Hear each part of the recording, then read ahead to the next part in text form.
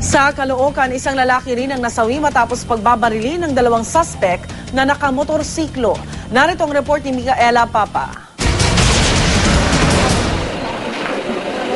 Lugmok sa halamanan at tadtad ng bala sa katawan.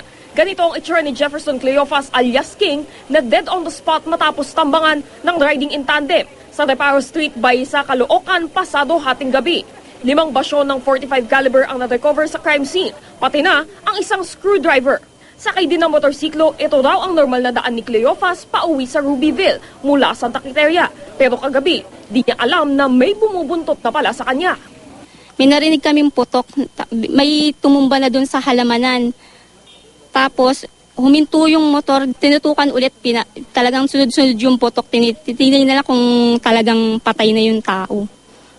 Nang magpulasa ng dalawang sospek, tangay na nila ang scooter ng biktima. Pero hinala ng pulis, hindi ito isang simpleng kaso ng agaw motorsiklo. Sa dami kasi ng tama ng bala at sa pagbuntot umano ng mga sospek sa biktima, mukhang may personal daw na atraso si Cleofas. Patuloy ang investigasyon sa insidente.